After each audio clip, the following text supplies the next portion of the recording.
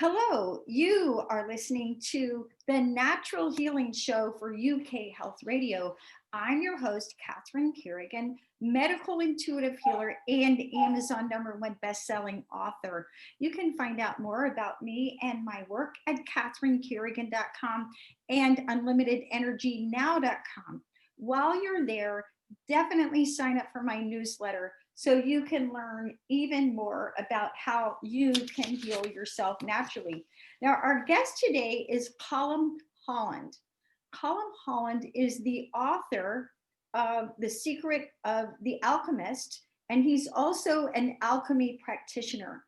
You can find out more about Colm Holland and his wonderful work at his website, colmholland.com. Welcome, Colm Holland. Hi, Catherine. It's lovely to be with you. Thanks for having me today. Now, we need to give our audience some background about what we're going to be talking about today.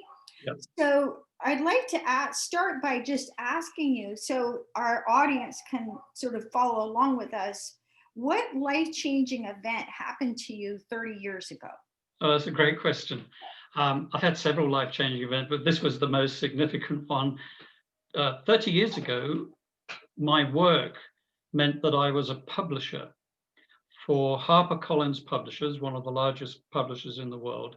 And I was living in Sydney, Australia.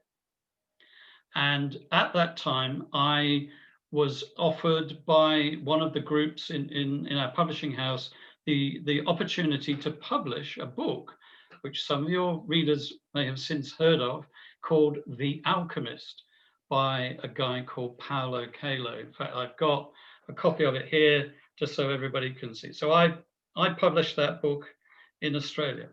Now, what many of your readers may not know is that this book is the second best-selling book of all time, second only to one other book, which I won't ask you to guess because we could be here all day guessing, which is Harry Potter and the Philosopher's Stone by J.K. Rowling.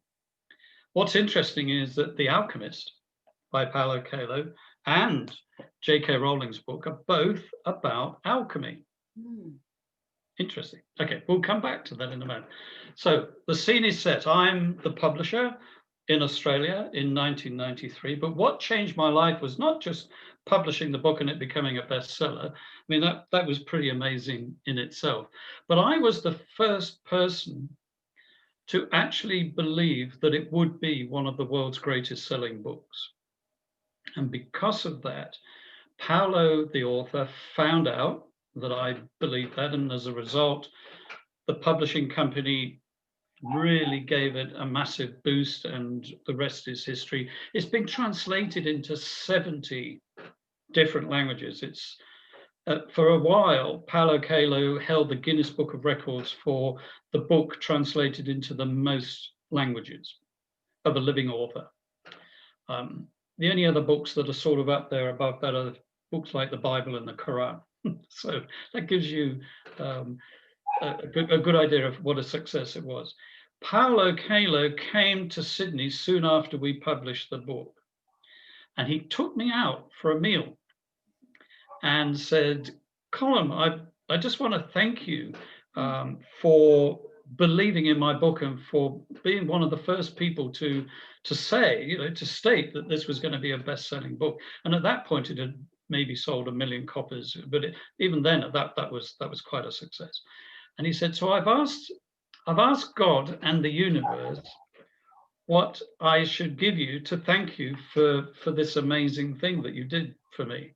And at the meal was our publicity director, and he just said the same thing to her for organizing a marvelous author tour with crowds of people queuing. I cannot tell you the phenomenon that it was. There were crowds of people round the block in the streets outside the building where he was signing books, holding copies of the book for him to sign. I mean, this was magical stuff. This was unheard of, unseen, before. I'd published books by Marianne Williamson.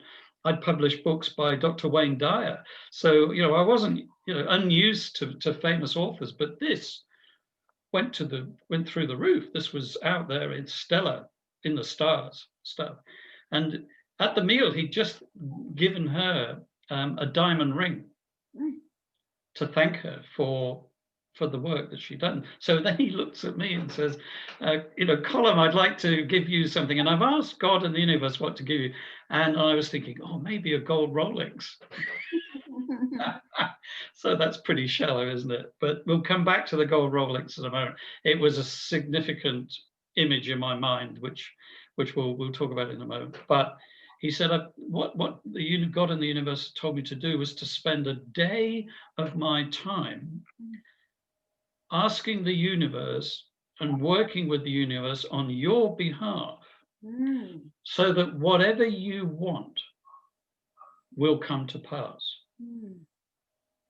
The only thing that you need to do, Colm, is to decide what you want. That was the beginning of the first day of the rest of my life. My life transformed in 3 significant ways.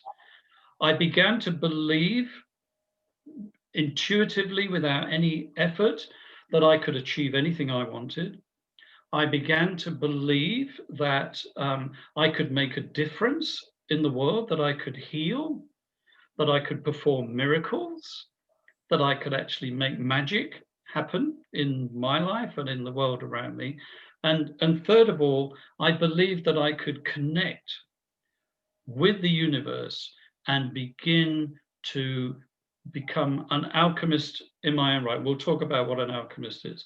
So I went from being a very skeptical, commercially, totally materialistically and commercially minded mainstream publisher into somebody who has been humbled by the power of love and of the universe to not only change my life for the better, but also thousands of other people, which was really what led me to write my book, The Secret of the Alchemist, because what I reveal in my book, The Secret of the Alchemist, that's this one.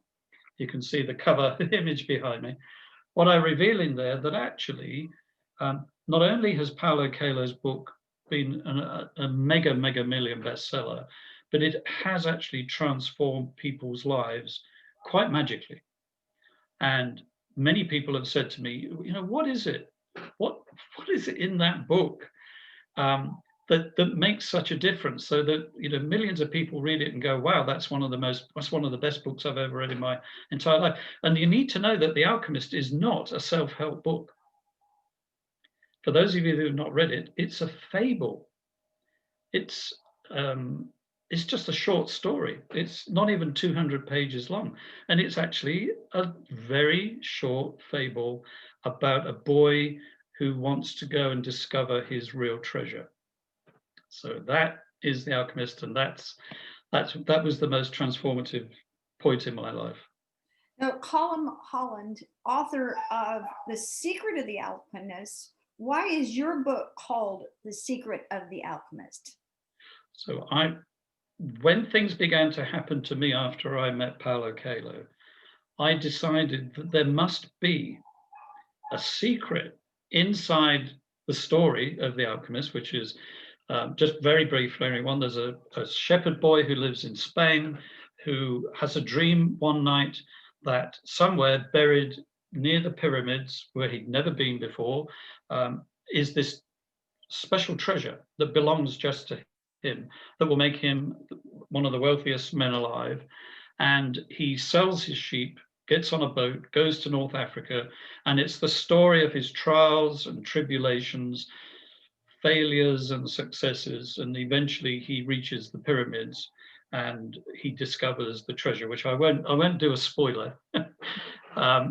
It's not quite the end that you would have expected, but I won't spoil it for those of you who haven't read it. I strongly recommend you read it if you haven't, and I bet you all know somebody who's already recommended it to you. Over 100 million people have read that book. So what I decided was that there was the power in that fable must be encased in some principles that are not obvious on first or second reading. So I actually began to say, all right, what's happened to me? And I'll tell you what happened to me. within 2 or 3 years of deciding what I wanted after meeting Paolo, I started one of the largest and most successful advertising agencies in Australia. We ran the Sydney Olympics online, for example. And if you had seen me in that position when I met Paolo as a middle manager with lots of layers above me, earning not very much money, for working really hard, not really doing what I wanted. What I wanted was to actually make a difference in the world in a big way. And part of what I decided I wanted was to start my own business. And we had 70, 80 people working. We had some amazing clients, and the rest is history, as they say. So that is what happened to me. But what more importantly happened was that I began, as I reread The Alchemist and began to study it and began to ask the universe what the secret was, I did discover 2 or 3 things that I think can change anybody's life. In other words, anybody, any reader, whether you've got a spiritual background or not, can actually go back to that book and discover, using the principles that I lay out in my book, that there is a force, there is an energy within the universe that also lives within ourselves. But I've actually given a name because I didn't find a satisfactory name anywhere else in tradition for it. I actually called it unconditional love. And then I began to study something that actually does exist, and that's ancient alchemy. Which so I brings studied me to my next question. Yeah. So as a medical intuitive healer, now I have 28 years of experience. I've actually studied alchemy. Okay. And so I've studied alchemy. I've used alchemy with my clients.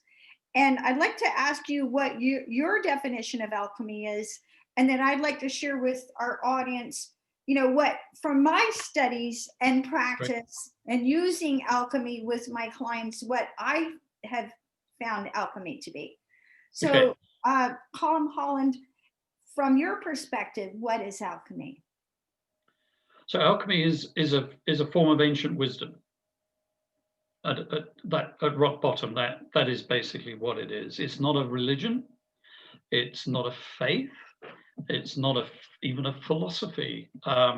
It's not a practice. It's not a club. You can't join the alchemy club. There isn't a hall down the road that's got Alchemists United across the top. It's not something that.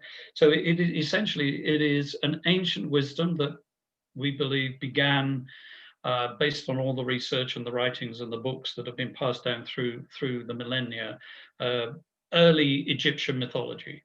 So the early Egyptians recognized, and they got termed alchemy, they began to recognize that there was a force that united all things, both mystical and physical, spiritual, and intuitive. And that force they called the Prima Materia. And that force lives within all created matter. And they used the knowledge that they had at the time, which of course was quite limited, but they used their knowledge at the time to try and formulate that into a series of principles and symbols, which some of us know. For example, the Philosopher's Stone. Some of you may have heard of the Emerald Tablet. Some of you may have heard of the Elixir of Life. And we're going to, for our audience, we're going to go through those one by one. Okay. So these were all symbols which were created by alchemists to try and visually, in their imagination, create a framework to harness the power of the Prima Materia, which I call unconditional love, and apply that to their own lives, both inwardly and outwardly. And their biggest metaphor that they used for that, of course, which most people will know, is the ability to turn lead into gold, which is an amazing metaphor, and it's a metaphor I use every day with my clients who I do alchemy practitioner work with as well. So yeah, that's basically alchemy. Okay. Now, for my studies and practice in my 27, now 28 years in natural healing, um, I have to let me kind of give our audience my sort of understanding, such as it is. So, Great. alchemy is a system of healing, and it was developed in the Middle Ages. And in alchemy, there are remedies based on herbs. There are remedies for your physical body, there's remedies for your mind level, and there's remedies for your soul. And it's based actually on the planets. So, for example, Sunday is Sunday, Saturday's based on Saturn, Friday's based on Venus, Monday's based on the moon. And if you visit an alchemist for healing of any kind, they'll say, oh, you've got a moon imbalance. So somebody with a moon imbalance is going to be mentally, emotionally unstable. Or if you have a sun imbalance, you're going to suffer from, chronic depression. If you've got a Saturn imbalance, you're going to have trouble with excess, eating too much, drinking too much, and so on. So the alchemists use herbs again, and if you go to an alchemist as a healing practitioner, they would listen to you and understand your symptoms. They would also, believe it or not, get your birth date information. And then they would say, okay, well, on the physical level, you have these imbalances, and they would recommend some herbs. And then on the mental level, you've got these imbalances, we're going to recommend some herbs. And then they're going to also recommend, if you were a flower essence practitioner, they would call it like a constitutional remedy for your soul. And I have found that the system of alchemy to be quite profound, because it's working on all these levels. And when I do a medical intuitive reading, I read the physical, energetic, emotional, mental, and spiritual. So I found out about some alchemical herbs years ago, and they were so profound, I went to study. And then when I studied with the alchemy practitioners, the people who created the herbs, one of the things they told me, they said, for me personally, my physical body is ruled by Mars, which is the most physical. My mental body is ruled by Mercury, which is the most mental. And my soul is ruled by Venus, which is the most spiritual. So I myself, Catherine Carrigan, have to balance all of that in one person in one lifetime. So again, if you visited an alchemist, they would tell you, your Mars is ruled by this planet. And based on that, you're going to have a predisposition to have weaknesses in certain organs. Your mental, emotional is ruled by this planet again, and then your soul is ruled by another planet. So it's a quite profound system. It's a kind of system that you can spend your entire lifetime studying. So very profound, very, very effective. So that's my understanding of alchemy. So Colm Holland, in your professional opinion, having worked with Paulo Coelho and written your own book, The Secret of the Alchemist, what is the difference between miracles and magic? I will just say also, Catherine, that the school of alchemy that I practice is a slightly different school to the one you just described. So at some point I might explain what my school of alchemy does, and that, because one of the things about alchemy is that almost no two people see it the same way, and that's what I love about alchemy, is that you can meet different people who call themselves alchemists and get a completely different approach. So please do share us, what is your approach to alchemy? Okay, so magic and miracles plays a part of what I do, but what I discovered when I was doing my work for my book is that there was one key figure in the 20th century who understood alchemy in a specific way, and that was Professor Carl Jung. So the psychoanalyst who started the school of psychoanalysis based on the understanding of the conscious and the unconscious self, the true self, which lives within, and the four functions that you just described as well, the functions of the thought, the senses, the feelings, and intuition. That was all his original work.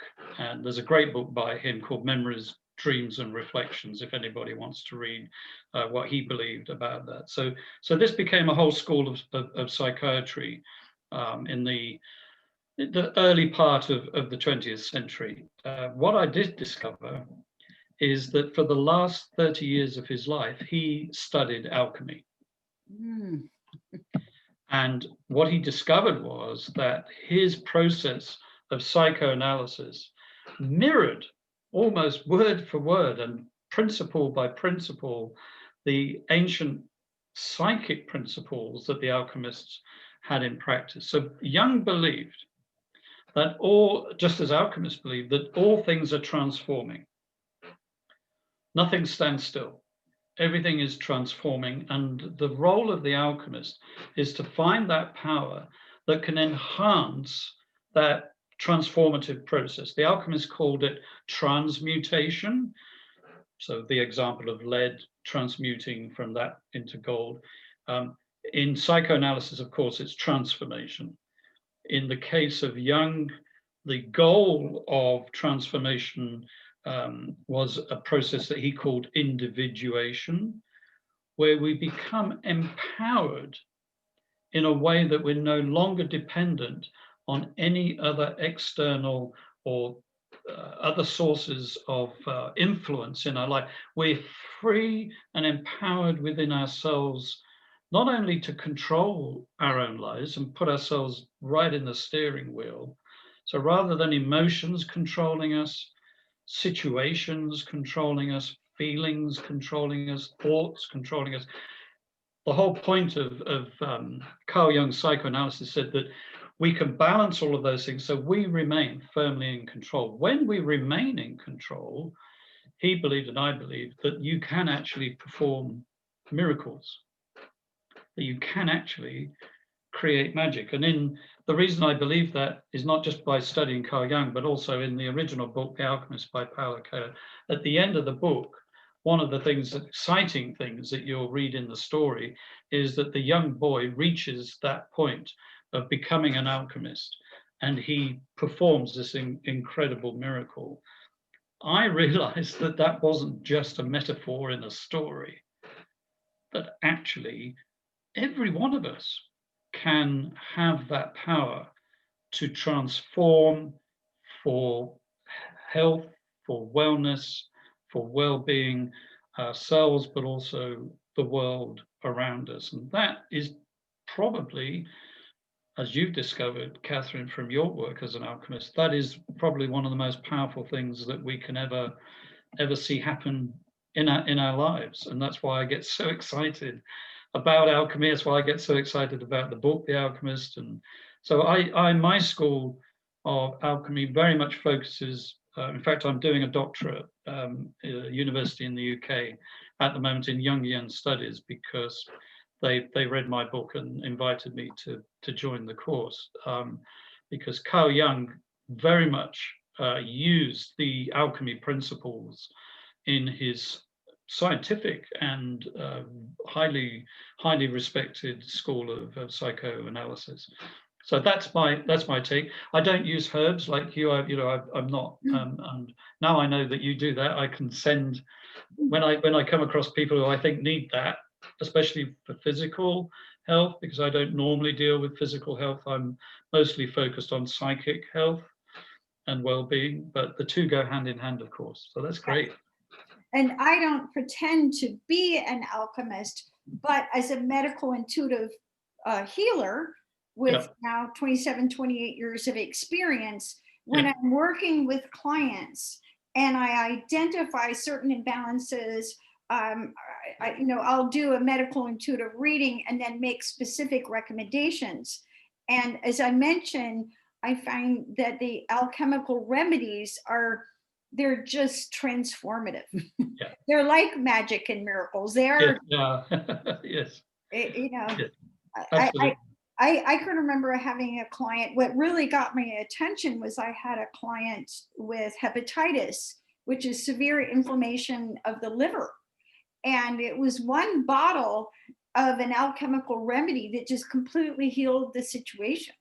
I Wow. was like, wow, this is so cool. I have to go study this. Yes. Yes. So now, Colm Holland, what are the 3 stages of transformation based on alchemical principles? Okay. I realize we don't have a huge amount of time, so I'm going to keep this really brief. If you want to know, Actually, our interview is 45 to 50 minutes. I think I explained that. So we have time, please. We got time. Okay. So the 3 principles in ancient alchemy, but also in experience that I have with my own psychic health, and also working with others to help transform their psychic health, is that there are 3 principles called the black, the white, and the red phase. And this is based on the metaphor that the alchemists laid out in their laboratories when they were talking about transforming lead into gold. They would notice that it went through 3 particular stages. So the 3 stages in summary are the black stage, where everything is heated and combusted down to its very base core elements. So this usually means a destruction or a breaking down, like a melting down of all that's false, all that's not real, everything that hurts and hinders the process has to be melted down to the very core matter. So that is called the black stage. Many people that have experienced that in a psychic sense call it the dark night of the soul. In my book, I tell the story of my own dark night of the soul. It is as if you are, for those of you who've got any literary background, it is entering into Dante's Inferno. It is going into the fires of hell. And why? Because what we're doing in the black phase of alchemy is that we're going down into the pain and the hurt and the wounds that sit beneath the pain of our psyche. It's almost unavoidable to grow up to be a human being and not experience something, some pain, some hurt. In alchemy, these are called the dragons.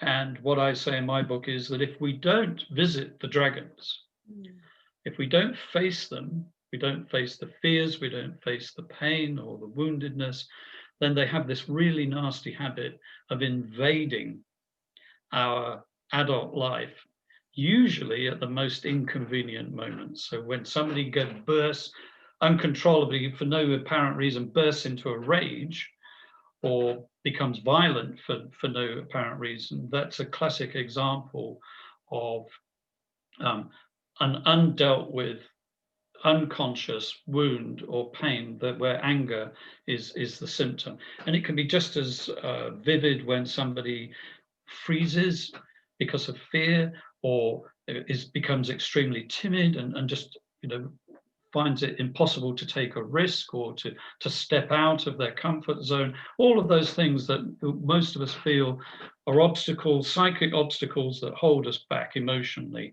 from being able to move forward. The alchemist taught that the secret to removing those obstacles is to go into the dark parts of the unconscious. And there are various processes that I outline in my book of how you can do that safely. And it does help to have an alchemist to accompany you on that journey, or at least some professional who understands the role of the unconscious. But if we can dare to go and face those parts of the unconscious, and then call on what I call unconditional love to help us embrace those parts and to heal, allow those parts to be healed and to be nurtured and to be brought back to true life, then they can become, those dreaded parts of ourselves can become our greatest treasure. The power to be able to perform miracles and magic lies not in ignoring the dark and the bad and the so-called the unwanted parts of the soul. It's about going and getting hold of those parts and embracing them and allowing them to be healed by love, so that we can then use their energy and their power to go and help others. And that healing stage is the white stage of alchemy.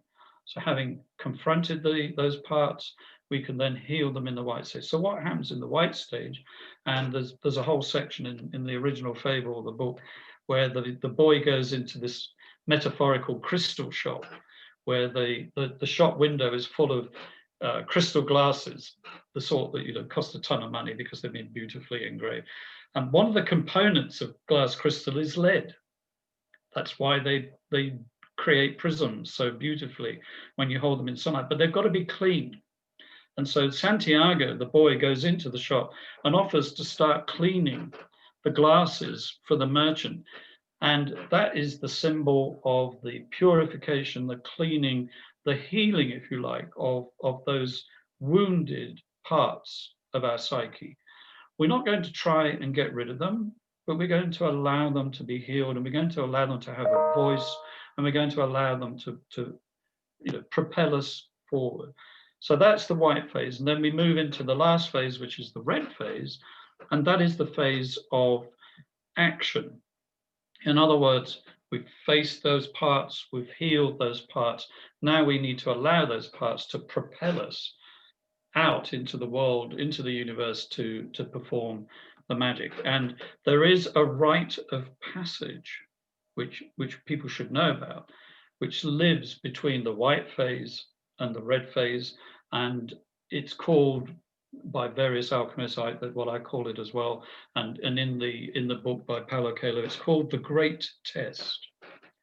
And the Great Test is where the universe, out of love, wants to give us an opportunity to put all of our own newfound power and energy into practice. And one of the things that I do in my practice, and this is probably the most significant thing that I have to offer people, is when people have been through the black and the white phase, and they then get to a point where they sort of feel stuck. And many of them are practitioners. Most of the people I work with are either practitioners or healers of some sort, but they just get to that point where there must be one last thing, Colm, they say to me, that I just can't seem to shift to the place I really want to reach. Well, that's in the parable of the alchemist. It's set in the oasis. The alchemist appears in the desert, meets Santiago, and says exactly that to him. Do you want to finish the journey? And so one of my roles as an alchemist is to help people complete the journey, to go from the white phase to the red phase. And that usually involves allowing love to reach those parts of our psyche that even ourselves struggle to reach. And I teach people how they can then do this for themselves. I have a whole practice that enables people to pass through the test, which is, do I really believe in my own power, the power of my own new self, to be able to perform miracles and magic? And the transformative changes that take place are, I have to call them miraculous. There's no, like here, with your herbal approach as well, it is quite shocking how and amazing how people are transformed through those final stages. So Colm Holland, what is the difference between miracles and magic? I think they're the same, but it's how we view them. Most people have a preconceived idea of what a miracle is, and that's something that's performed by somebody else. So whatever your deity happens to be, for example, whatever your religion, if you have one, or whatever your faith in the universe, spirit, or whatever, we often think that that's the power that's performing the miracle.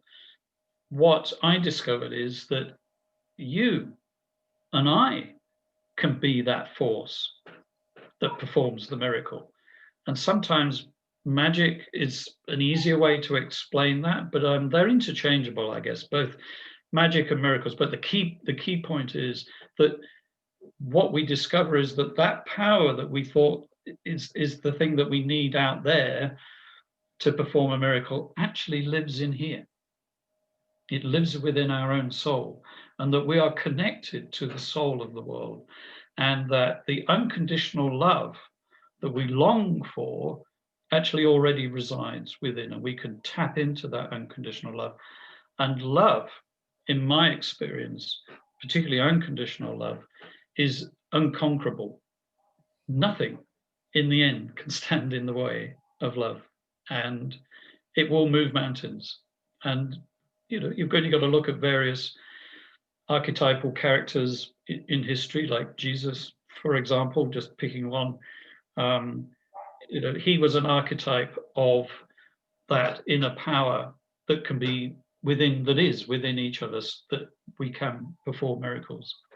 He even said that, greater things will you do than me.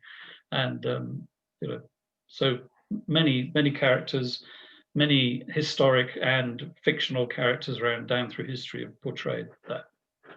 Yes, if anyone is familiar with the work of Dr. David Hawkins, author Yes. of Power versus Force, what I find for my 27, 28 years in natural healing is that most for real healers are in the 500s.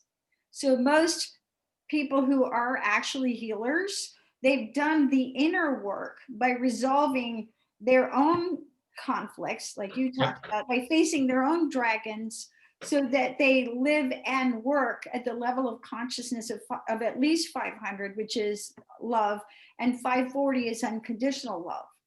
And the higher your level of consciousness, the more powerful your transformation is that you can bring for yourself and others. That's so well said. Yes, couldn't agree more, Catherine. Now, Colm Holland, what is our personal legend?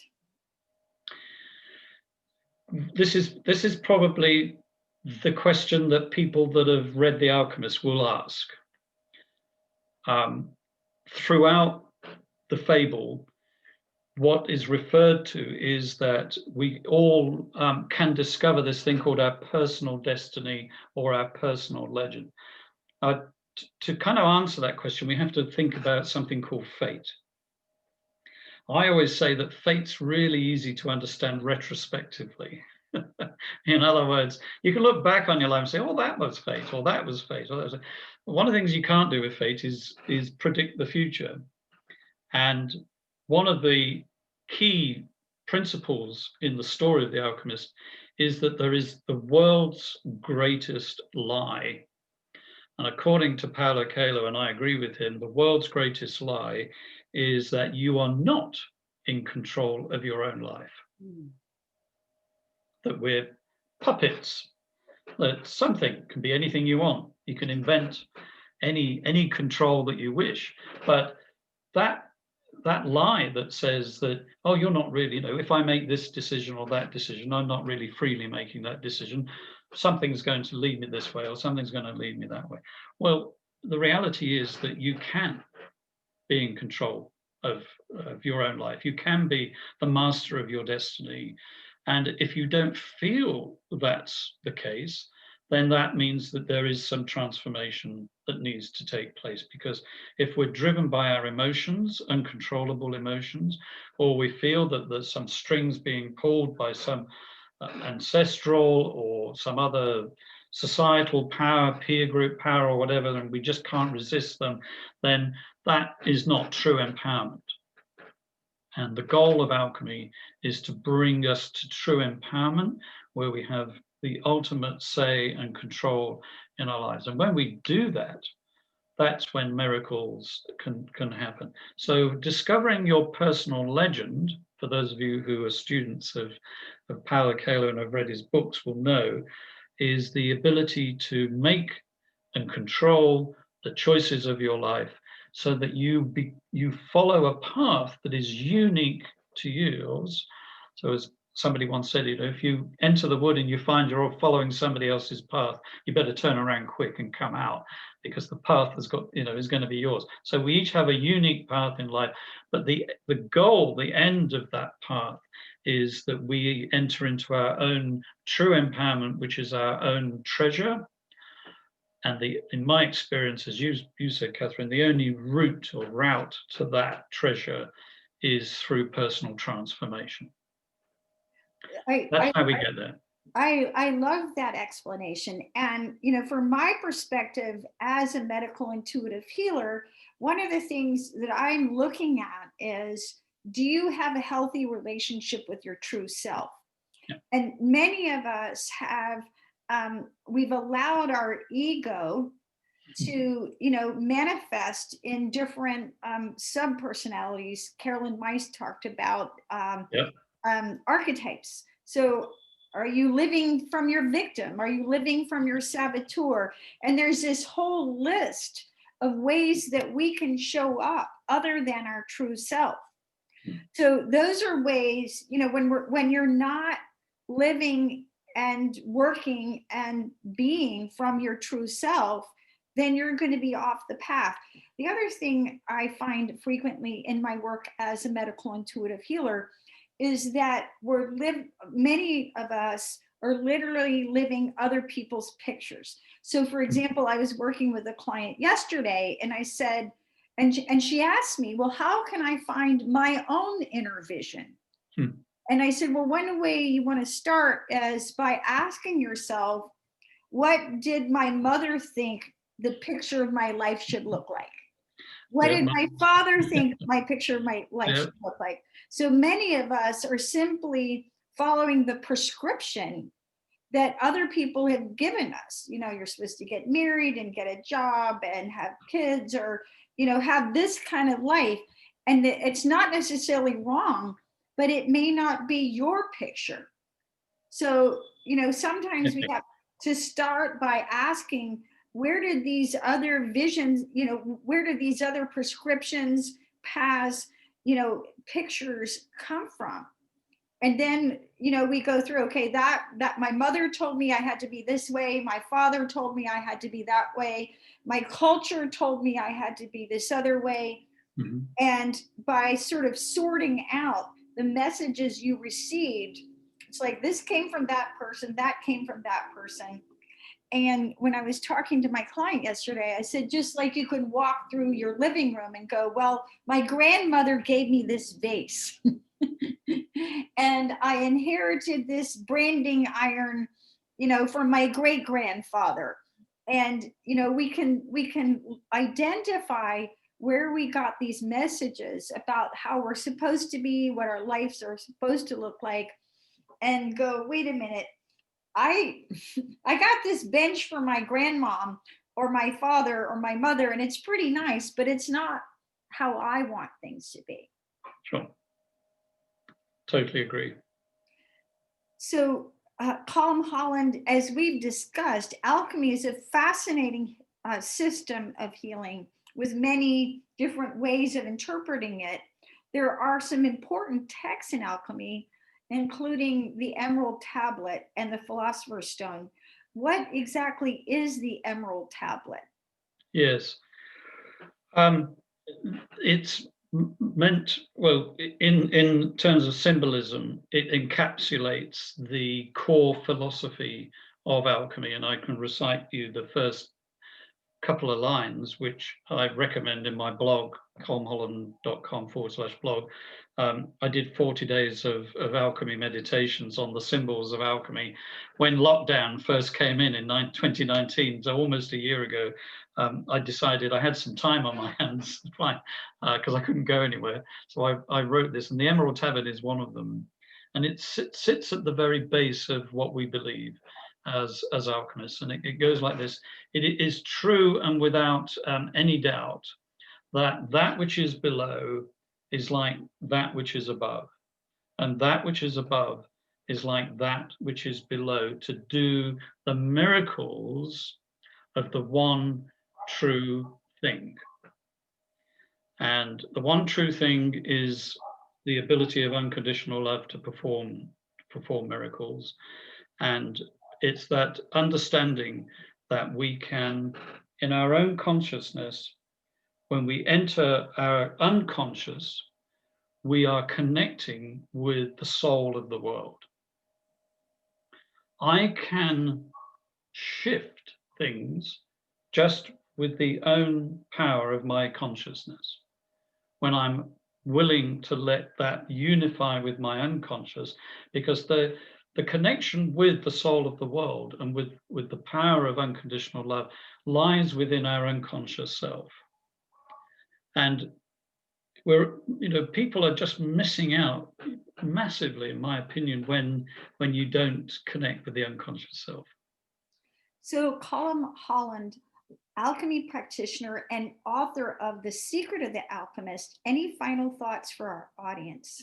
Yes, I'd like to quote you something right at the beginning of my book, and I'll end with this because I've found this was for me a guiding mantra that I've taken with me through, the last 40 years of my life. And it says simply this, it's right here in the front of my book. And it says simply this: the greatest challenge we face is to truly believe at the very core of our heart that we are loved unconditionally for who we are and not for what we can do. Beautiful message. You've been listening to the Natural Healing Show for UK Health Radio. I'm your host, Catherine Carrigan, medical intuitive healer and Amazon #1 best-selling author. You can find out more about me and my work at catherinecarrigan.com and unlimitedenergynow.com. While you're there, definitely sign up for my newsletter so you can learn even more about how you can heal yourself naturally. Our guest today has been the author and alchemy practitioner, Colm Holland. You can find out more about Colm Holland and his book, The Secret of the Alchemist, at colmholland.com. And remember, the most transformative thing that you can ever do is to learn how to love yourself unconditionally. Thanks so much for listening, and we'll see you next time.